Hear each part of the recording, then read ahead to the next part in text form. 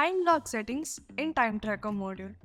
So before we understand the various settings and restrictions that you can have with the time log option, let's first see as an employee how to create a time log in the system, and then we'll move on to the settings option. So for an employee to create a time log, we need to navigate to the time tracker module. From the left panel of your screen, click on the time tracker module, and under my data, there you have an option called time log. So there are two different methods for you to submit a time log in the system. The first option is using a timer. So you have a timer here.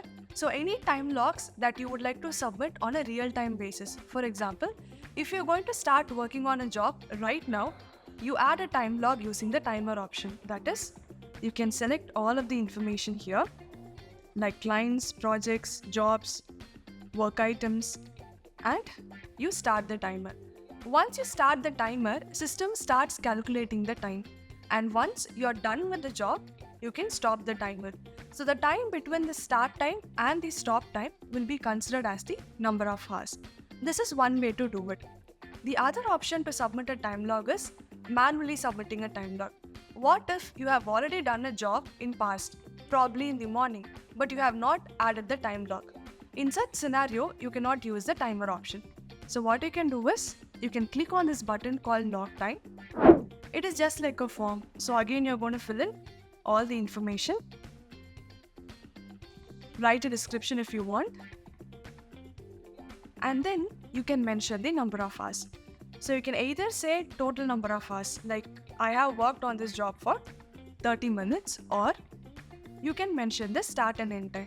Like I have worked on this job between 10:30 a.m. in the morning to 11. So it's up to the employee to choose between these options.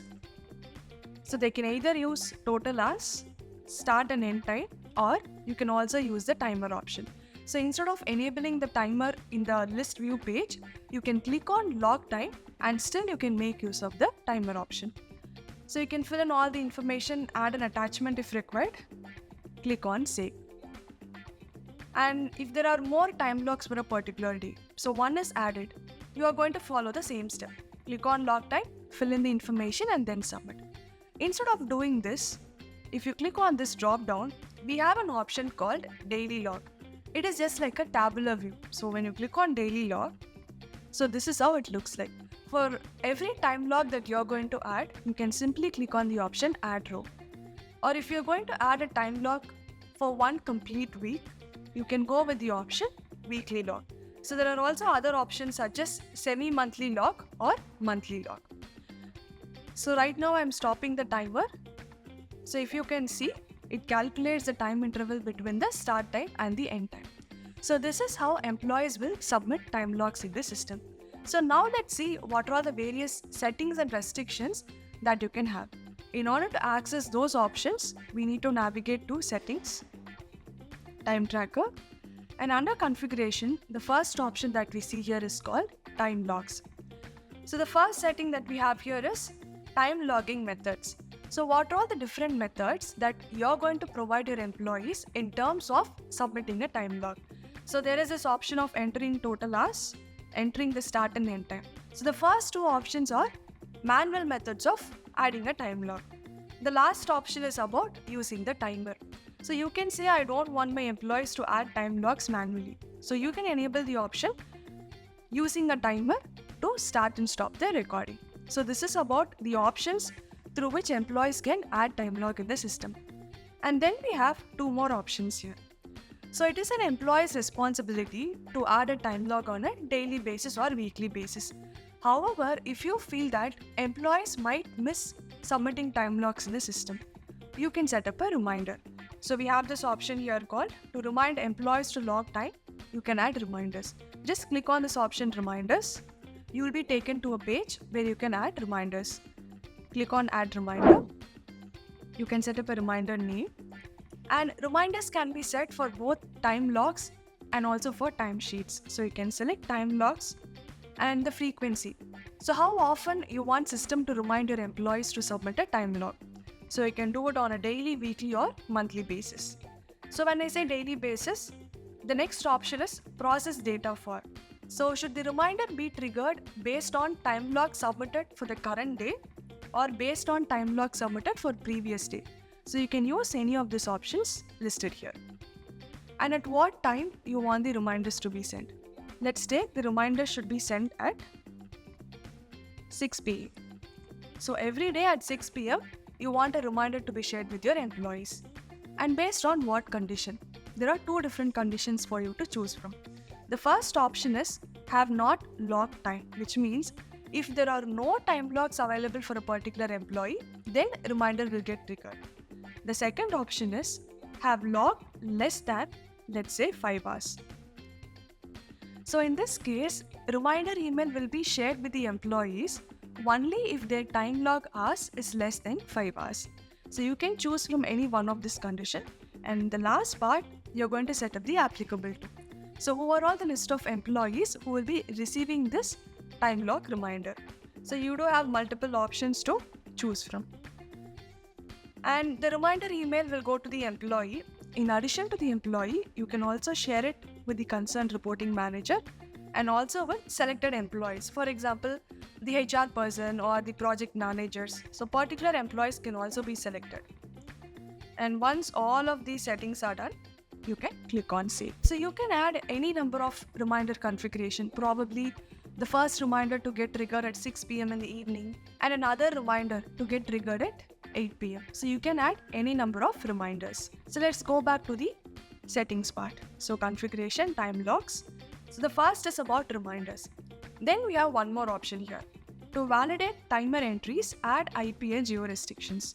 So this IP restriction and geo restriction is only for timer entries. That is, if an employee is going to submit a time log using the timer option, you can have a restriction called IP and geo restriction. So let's click on IP, which is nothing but click on IP restriction. You can add a from and to IP range over here. That is, whenever an employee is submitting a time log, they must be connected to an IP range between this from and to IP address. Only then system will be allowing them to start the timer. In the same way, you can also have geo restrictions. So switch to the geo restriction option. You can click on add geo restriction. This is nothing but you can specifically mark a geo range, probably your office premises. Click on add and you can look for a particular location here. So you can mark a 50 meters or 100 meters radius and you can save. So what happens is an employee will be able to submit a time log using the timer option only when they are available within this geo range. So these are all the two restrictions that you can have only in case of employee submitting a time log using the timer option. These two restrictions will not be effective if they are submitting a time log using the manual log time option. Let's go back to the configuration part. So this is about time logging methods. So what are the different methods an employee can use to submit a time log, and what about setting reminders and having the IP and geo restriction? The next options are do not allow time logs for. You don't want your employees to submit a time log if it's a weekend or if they have applied for leave or if it's a public holiday. If that is the case, you can enable the options over here. So I don't want my employees to submit a time log for a past date or if it is a weekend.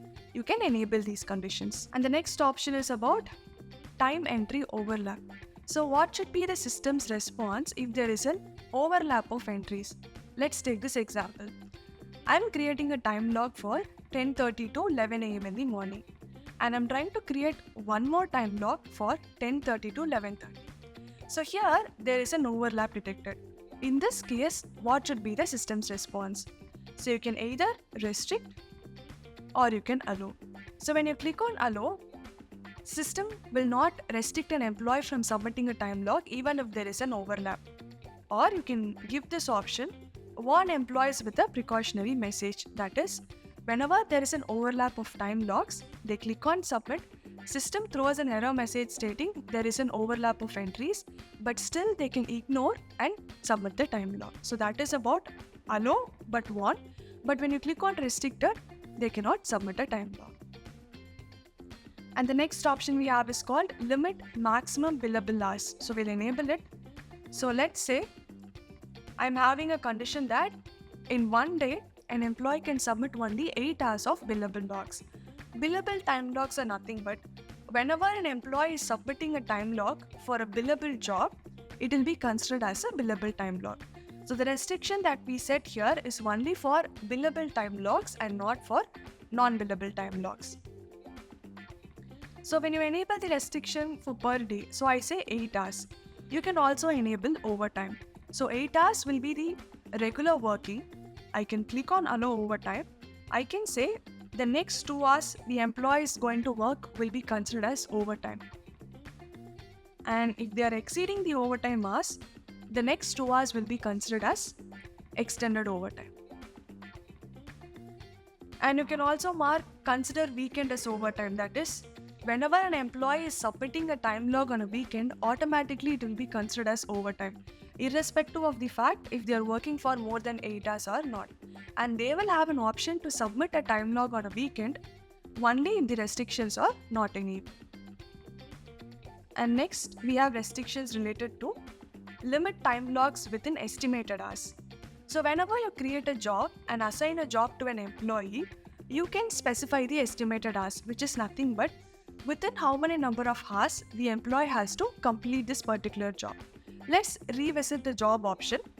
So we'll go to operations, and from operations, you need to access the time tracker module. Jobs. Click on add job or try to edit an existing job. So under the user section, we have this option called hours. So here, if I'm going to assign 30 minutes to this user Irtifa to complete this job, this is called the estimated hours. So the restriction that we have here tells that limit time logs within estimated hours. That is, if an employee is assigned 30 minutes to complete a job, the employee cannot add a time log for more than 30 minutes, provided the restriction is enabled. And the next option is about limit time logs within 24 hours. So you don't want your employees to submit time logs for more than 24 hours in a day. So this is including both billable and non-billable time logs. And then we have this option, restrict time logs within attendance hours. So this has a relevance with the total number of working hours in the attendance module. Let's see this example. So the total working hours of an employee is 5 hours in the attendance module. And if this restriction is enabled, the employee will not be able to add time logs for more than 5 hours. So that is about this option, restrict time logs within attendance hours. And then we have restrict time logs with no duration. This scenario will happen when an employee is using a timer. So they click on the timer, like they start the timer and they stop the timer immediately. In that case, the total number of hours will be 0. So you don't want system to record a time log when the total hours is 0. You can enable this condition.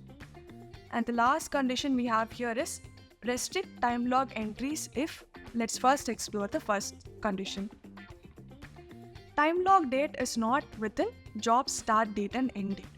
So let's say we have a job in the system which starts on 1st of July and ends on 15th of July, which is a start and end date. According to the first condition, it says that if the time log date is not within the start and end date, you cannot submit a time log. So an employee is adding a time log in the system, telling that the time log date, that is, I have worked on 16th of July on this particular job. The employee will not be able to submit it because 16th of July is outside the window of job start date and end date. This is the first condition. Then we have the next condition. The present date is not within job start date and end date. Let's take the same example where the job starts on 1st July, ends on 15th July. An employee is trying to submit a time log stating that I have worked on 10th of July for 30 minutes. But the employee is submitting this time log only on 30th of July.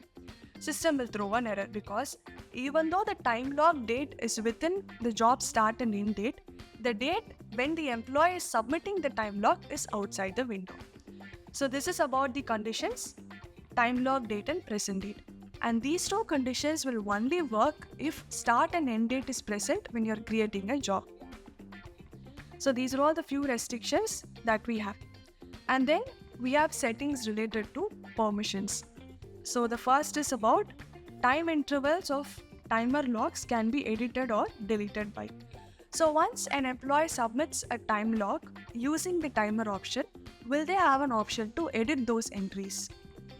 The option to edit will be provided to them based on what you select here. And then we have time log fields customization. When an employee is submitting a time log manually, so let's just quickly go to the employee view, time tracker module, click on log time. So we have a form here with a list of fields, client name, project name, job name. So you can customize this page using the option time log fields. So if you don't want client name to be mandatory, you can remove, or you don't want client name to be displayed in the time log form, you can uncheck the option show.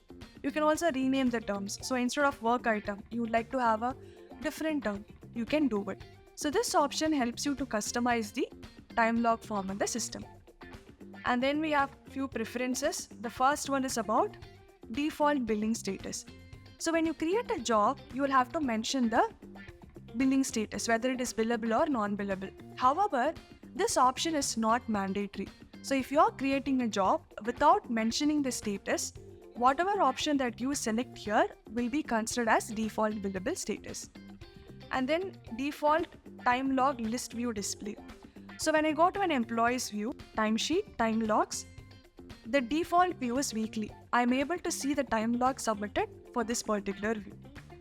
However, you can change this default view to monthly or daily. And then we have track time log location. So whenever an employee is submitting a time log, you want to know from which location they are submitting their time logs. You can go with this option. And at last, we have the setting called default work item. Again, when you're creating a job, you will have an option to provide work items. However, adding a work item is not mandatory. So if work items are missing in a particular job, whatever work item you mention under default work item will be mapped to those jobs. So these are all the few settings and restrictions that we have for time log option in the time tracker module.